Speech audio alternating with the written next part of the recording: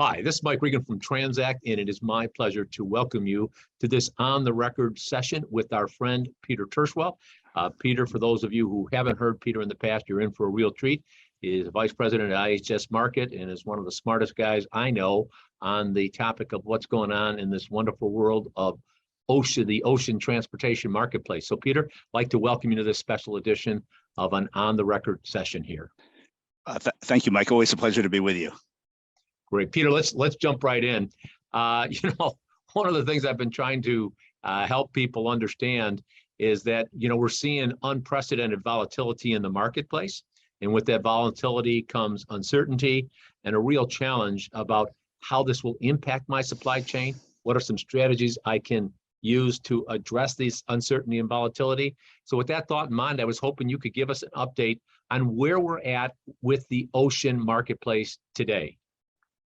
So what we're seeing, Mike, right now is a fairly substantial disconnect between rates dropping through the floor on the eastbound Trans-Pacific, which is Asia to North America, and volumes that are no longer growing and might begin to come off of their highs. In other words, volumes year to date have grown off of 2021. So the imports are still, year to date through August are up nearly 30% compared to the same period in 2019. So a huge increase.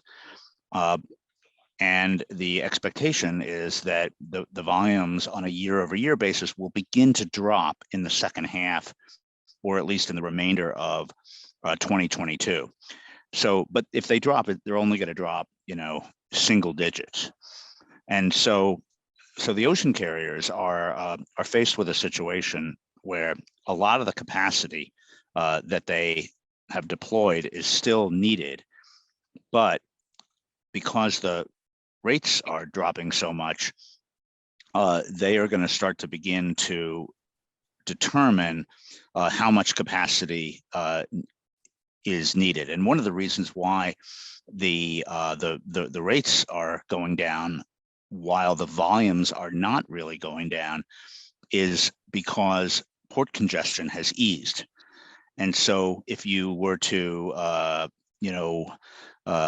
think back to January of this year, when there was a record nearly 110 ships waiting off of LA Long Beach, that is a massive amount of capacity that has essentially been pulled off the market because it's idled. Now you've got 7, 8 ships waiting off of LA Long Beach. If you follow the social media of dock workers who post on Twitter, they will tell you that the berths are empty, the cranes aren't operating. LA Long Beach, putting aside rail, has largely returned to a normal flow. This is not the case on the East Coast, where the congestion is still quite severe. But on the West Coast, which is where the rates are really tumbling, it's because so much capacity has been reintroduced back into the market simply by virtue of port congestion easing. What that will lead to is the ocean carriers taking action, and that action will be on the basis of blank sailings, which is the first time that they will have had to cancel sailings because of inadequate demand since the very beginning of the pandemic in the spring of 2020. Okay, so if I can take a step back, Peter, because you've raised some really interesting points. You've been gracious with your, sharing your thoughts with us over the past couple of years. You were the gentleman that introduced me to the concept of the supply chain circulatory system, which was basically, when you're talking about the port congestion, I just want to make sure our audience understands what you're basically saying is that as I increase the turn of containers, I'm increasing the velocity, which is basically having a very positive effect on available capacity. Correct. Okay. Correct. And that is in stark contrast to what we saw in January of this year or before, when the ports were really congested. So that's an accurate assessment. That's exactly right, because one of the reasons why in 2021 we saw spot container rates blow through $30,000 per container was because on one hand, you had very high demand. You know, we were all in lockdown. We were all fixing up our homes. But second of all, you had significant capacity pulled from the market because of congestion, because of idled assets, ships, containers, and chassis, and not moving at the rate they should for any number of reasons. Poor labor, inadequate labor supply, inadequate supply of chassis, a lot of different factors were in there. But that's what, you know, you had huge spike in demand. You had capacity that was taken off the table. And where did anybody expect rates to go? They went through the roof. Okay, so just to help our listeners understand, one of our earlier interviews that we did in July of 2021 with Dave Yeager, the CEO of Hub Group. Dave pointed to the fact that pre-COVID, they were turning their containers in 16 days from the time it went into production to when it got back, their trailers and all. That number had grown to 23, 24 days in July. So you effectively eliminated 50% of the capacity just in the fact that equipment was tied up. They worked very hard to get it back down and create that. But let me just say, for the benefit of those in the audience that don't understand just how precipitously the rates have fallen, is it a fair assessment to say this year, or last year rather, at this time, we were paying probably somewhere in the area of anywhere from 15 to 25,000 a container, with spot market rates spiking over 30,000. Today, based on talking with numerous shippers, and I'm very active in the Knit League and NASDAQ and groups like that. We seem to hear that the market is moving, what is kind of interesting, short-term contract rates of 3 to 6 months, with none of the ocean carriers going out beyond 6 months. But those container rates seem to be moving in a range of $5,000 to $8,000 a container. Is that a fair assessment? That is, well, so the current spot rate from Asia to the West Coast is about 5,000, which is below average contract rates, which is why you have a lot of pressure from importers on the ocean carriers to renegotiate contracts. 5,000 is one index, the Zenita index, in terms of spot rates, but there's others who believe that the spot rate is below that, possibly by $1,000 or more. So this is what this is going to do is it's going to set up capacity management from the carriers, because the ocean carriers believe that they are not under an obligation to provide capacity when there's no demand or when the demand is lower. So a lot of the sort of dialogue around blank sailings is, well, what you're doing is you're using capacity to manipulate the market. The carriers view it as, no, we are not obligated to provide capacity if there's not sufficient demand. This is what airlines do when they cancel flights, because they do it and there's not enough people. Express carriers do it in the express sector, and so therefore we're going to expect to see that. And at the Journal of Commerce just yesterday, we published a very long article anticipating that blank sailings are coming. I'm quoting two different ocean carrier CEOs who seem to be pointing directly to this happening. It has not happened significantly yet, but we expect that this fall that whole mechanism is going to be set back into motion. Okay, very important question here, Peter, that I've been asked by a couple of people. Is there a limit to the number of blank sailings that the carriers can use, just from the perspective that they have to be turning that equipment? They just can't idle a tremendous amount of capacity. They still have to be sailing on some type of schedule. Is that a reasonable assumption, or are you saying the carriers can blank sail as many vessels as they want with no consequences? Well, yeah. I mean, they control their fleets. They own their ships, or they lease them.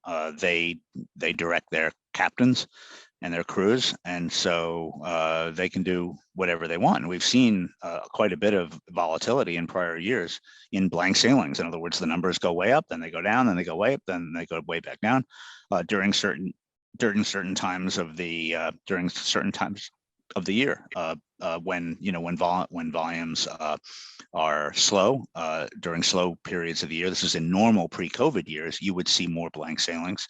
You would see fewer blank sailings when times are busier. So just to encapsulate this part of the portion, because there are a couple of things that we need to cover.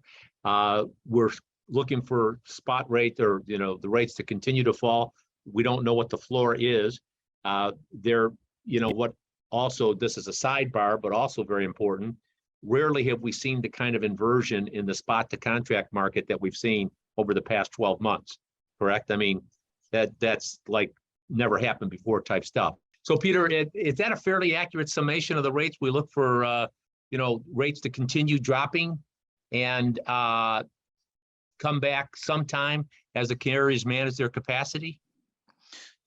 Yeah, so rates are kind of in a free fall right now, and that will continue until the carriers start to engage in capacity management, because the volumes are not growing anymore. They're probably beginning to decline a little bit, Okay. but against the capacity that's in the market right now. And you have two factors here that have caused the capacity to be as abundant as it is. Number one, the carriers moved a great deal of capacity into the Trans-Pacific in order to accommodate the incredibly strong U.S. demand and to take advantage of the high freight rates, beginning in late 2020, certainly into 2021. The other factor is, as we had talked about, that a lot of capacity that had been idled has been reintroduced back into the market. So they're looking at a great deal of capacity against what is now probably slightly falling demand. And that's going to mean that there will be significant adjustments in carriers' networks and capacity that they are deploying for sailings coming up in the next couple months. That's pretty inevitable. And when that happens, likely because it's a very supply and demand market, we've seen that time and time again, that the rates will stabilize and possibly recover a bit. So you're going to have some variability as well in terms of length of time, as there is some uncertainty regarding the sailings. Let's move on to topic number 2, which is extremely important. You've been doing a great job. For those people that don't follow Peter on Twitter, shame on you. He does some great stuff. And we're also going to be talking about this at the Inland Marine Conference, which is another great event that the Journal of Commerce sponsors at the end of September. A couple of months ago, you were optimistic that we wouldn't see any disruptions at the ports because of the contract negotiations between the ILWU and the Pacific Maritime Association. That changed last week when you sent out a notice saying that the security guard union had authorized a strike vote. And that has created an uh-oh moment for a lot of shippers, thinking that if the security guards were to put up a picket line, the dock workers would honor that picket line, and you could see some disruptions at the port, whether it's a slowdown or a shutdown. Can you address that thought for us, what to expect over the next couple of weeks? Yeah, sure. So I wrote a Wall Street Journal op-ed back in June, where the main point that I was making was that where the problems will come from is dock worker locals up and down the coast, taking matters into their own hands during the negotiation. A wild card above and beyond that introduced itself, as you say, last week when a ILWU, in other words, a dock worker affiliated union, but not the exact same union, which has been negotiating its own contract for the past literally 3 years, authorized a strike vote. Now, that doesn't mean that they will in fact go on strike. However, the expectation is if they do go on strike, the dock workers will not cross the security guards' pickets, and this will bring more than half of the marine terminals at LA Long Beach, which of course is the largest marine terminal in the Western Hemisphere, to a standing stop. Now, the countervailing force here is the White House, which has always been very, very concerned that further disruption on the docks, further impacting of supply chains, is a negative on inflation, and inflation, of course, is their most severe headwind going into the midterms. So the Secretary of Labor, the White House port envoy, other administration officials are working feverishly as we speak to try to keep a lid on disruption. Now, of course, they're doing that because this process of negotiating a new contract between dock workers and employers on the West Coast is been very traditionally disruptive, going back to the 1990s. Literally every time that the contracts are negotiated, there is disruption on the dock. Sometimes it's quite severe. In 2002, the docks were shut down for 10 days due to a lockout. In 2015, late 2014 and early 2015, as many will remember, there were 6 months of disruption, totally as a result of the labor contract, not any other factor. So we're now looking at two situations now happening on the West Coast. One of them being that the security guards have authorized a strike. They have not gone on strike yet. The second is that the locals are also starting to act up. There have been 2 instances which we've reported on of locals taking matters into their own hands. So up in Tacoma, they didn't work a Matson ship at the Port of Tacoma. In LA, our understanding is that they are continuing to refuse to work vessels calling at an automated facility at the Maersk terminal. It's called Pier 400. And we have our ear to the ground on when the next shoe is going to drop and what's going to happen. So there was some optimism back in August among individuals who were very, very close to these negotiations. That optimism among those individuals has now dissipated, and the concerns about where this is headed are growing. So you're a shipper, and Journal of Commerce and on top of the Inland Marine Conference, a shameless plug, I hope you don't mind, the TPM conference that the Journal of Commerce puts out in March. I have no idea what your schedules are like for the shippers out there. That's one conference that you need to be at. But let me ask you, for the shippers out there that are a little bit concerned, if they were to see port disruptions, when would it be likely? And any thoughts on the duration, or is it at this juncture just a wild guess? It could start anytime, and it could go for quite some time. You've never had a White House this involved. So, President Obama did not send the labor secretary out to knock heads together until nearly 6 months of disruption had passed. This time, senior people from the administration are involved even before there has been any disruption. They were involved. They've been involved steadily ever since, not formally involved, not sitting at the table, but very, very closely monitoring the developments. So, there is no deal. There is no contract. The longshoremen have been working without a contract since July 1. What that means is that if there is a walkout or some kind of disruptive activity by the union, the employers do not have the ability to activate the arbitration process, which they would be able to do if the contract were in effect, where you say, okay, there's something going on here. I want to call in an arbitrator to get a spot ruling on whether this is a illegal or legal job action. They can't even do that. So they have no control over the union in the way that they normally do.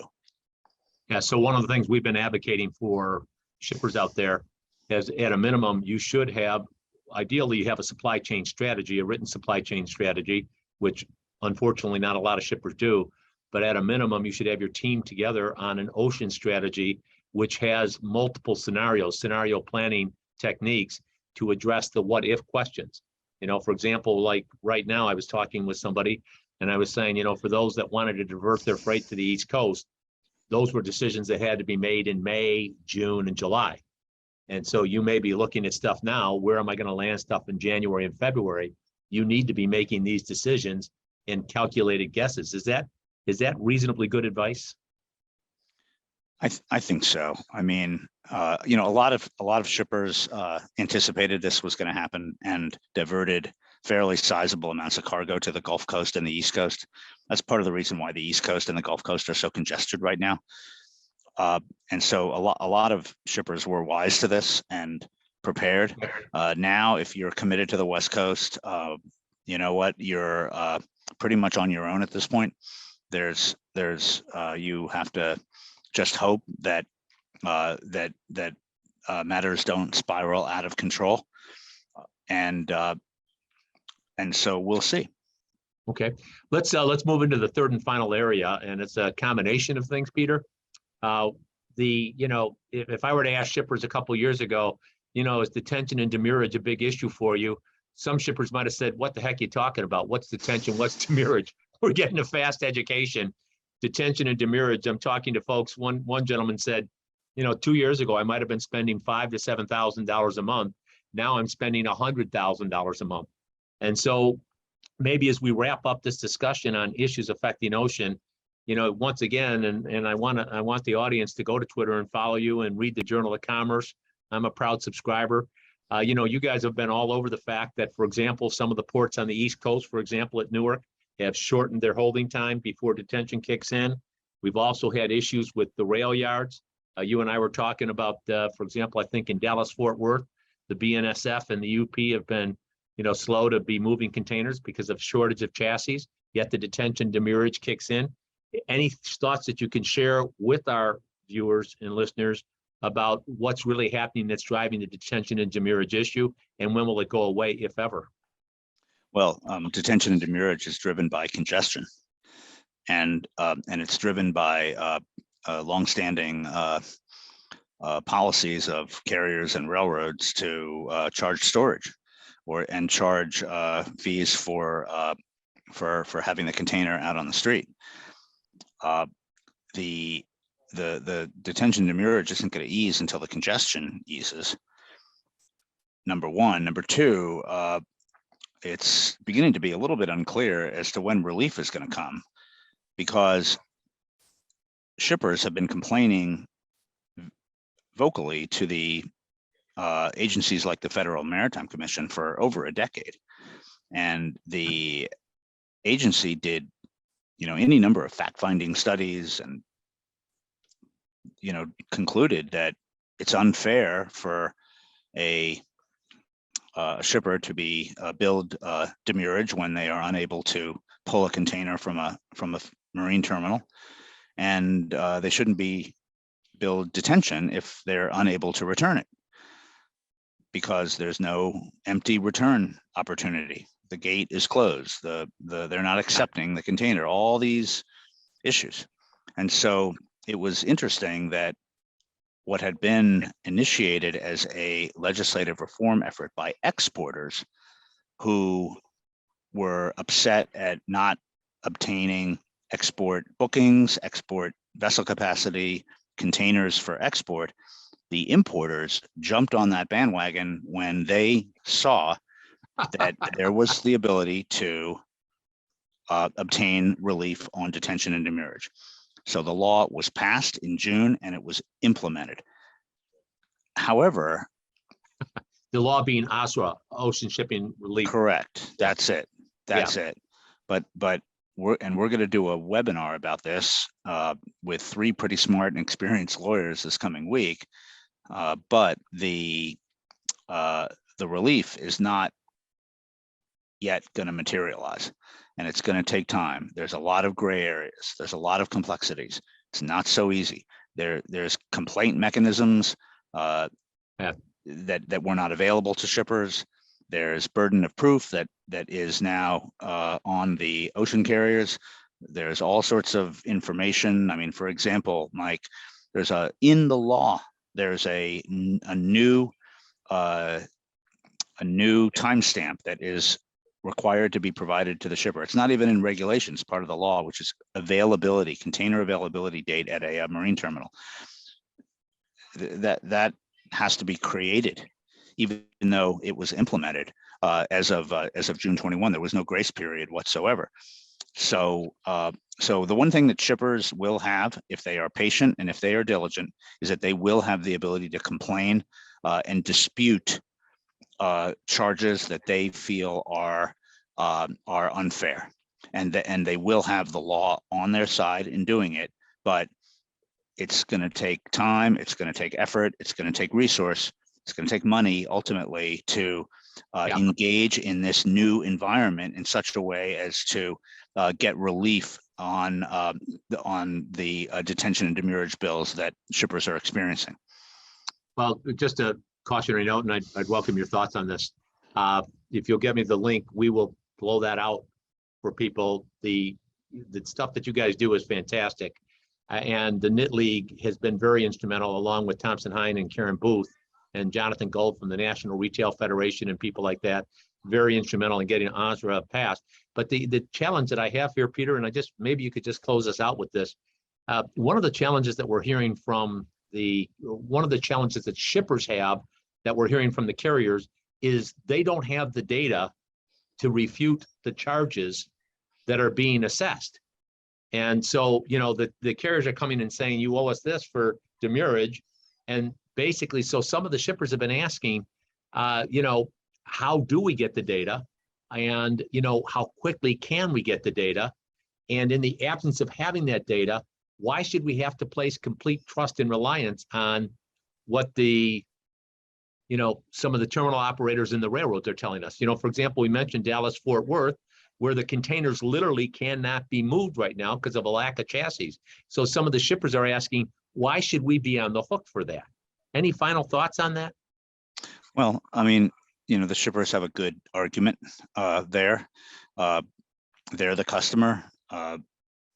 The service providers are providing a service, and they, at certain levels need to be held accountable to deliver on that service. And the importers and the shippers are facing a whole new world here, and it hasn't yet shaked out. This is the first law that has been passed in 23 years on the ocean side. It doesn't apply necessarily, or it's unclear whether it applies at the railheads. Many would make an argument that it doesn't, and so it needs to shake out. And what the speakers on our webinar are gonna tell the audience this coming week is that it's a couple years away before all the regulations are written and all of the everything settles out. And until then, the shippers are going to have to continue to pay and seek to get refunds later, or seek to get relief on bills later, because it remains the case today that you can't get your container out of a marine terminal until you've paid all the charges associated with it. And if there's demurrage charges, you may disagree with those charges, but you're still going to have to pay it and then dispute it later. Okay, I mentioned one final question, but this is seriously the final question. We touched on this. Could you just briefly explain for our listeners why the rail system it's important to understand the issues in the rail sector because of how they impact the port operations? And, when you're talking about a railhead, I know I'm going to be talking to, or some people are going to hear that and go, what's a railhead and why should I be concerned about that? And also we have September 16th. It's unlikely that we'll have a rail strike, but there is, the cooling off period ends Friday the 16th. Can you just give us a concise summary of how the rail issues could or are affecting port operations and ocean containers and all that good stuff? Sure. Well, a rail intermodal facility located in Columbus or Dallas or Chicago, Kansas City, Denver, several of them around the country, are all essentially inland ports. They are places where containers arrive from the outside. They happen to arrive by train rather than by ship, but the exact same thing happens when they get there. If there are too many containers on the facility, then new ones can't come. And just like ships were backing up off the ports, trains were backing up out on the tracks leading into these rail intermodal facilities. And it's all for the same reason, is because the containers aren't moving nearly as quickly as they need to through the facility. The velocity is slowed. Too many containers are there, and it's empty containers that haven't been removed from the ocean by the ocean carrier. it's import containers where the merchandise is obsolete, or it's not needed right away, or the retailer has ordered way in advance of certain holiday selling windows because they no longer trust the supply chain and therefore need to vastly increase lead times. We've seen any number of examples of that. And that backs up the terminals, whether a seaport or a rail port, and this leads to the problems that we're talking about, including demurrage especially. Okay, so Peter, listen, I can't thank you enough. I always ask this as a catch-all question. Is there anything that we didn't cover that you think our viewers and listeners at least ought to have on the radar screen that we could cover at a later time? I know you've got the OSRA webcast that will get out to people. The Inland Marine Conference is a great conference where people talk about how we're handling this, and of course TPM. But for purposes right now in the interview, is there anything else that you think aside from making sure you're a JOC subscriber, which everyone, if you're not, shame on you, but anything else that we need to cover? Mike, no, I think we covered it pretty well, and happy to if anybody comes to the Inland Conference, which will be September 26th through 28th in Chicago, so in a couple of weeks. I would look forward to seeing them there. And thank you for the mention of TPM. That's our flagship conference. And essentially, as you've alluded to, Mike, we're a team of journalists covering this business, and we build our conference programs directly on top of our journalism. And so we're able to provide attendees with a really pretty high quality, pretty in-depth view of what's going on in the market and where things are headed. And when we get big groups of people together, which we do, then that sort of ignites wonderfully productive and valuable networking. Well, two thoughts, Peter, just, and I take a minute just to say this. One of the reasons I find the conference is so valuable that you all put on is you're getting practitioners, people that are actually doing the stuff, and people that are coming up with the solutions. And it's a great idea, a spectrum of ideas from which you can craft some strategies to address the kind of things that you're talking about here. I think it's also important to note for those of you that might be coming to the Inland Marine Conference, I'll be on a panel on the 28th there, and my birthday is September 29th. So if you are kind of like in a Three Kings mode and want to bring presents and this type of thing, we will gladly accept birthday gifts well in a day in advance. I'd be happy to do that. It's just a reminder to everyone attending. Fantastic. Okay. Hey, Peter, that's a wrap. Thank you so much for your time. My pleasure, Mike. Pleasure to be with you.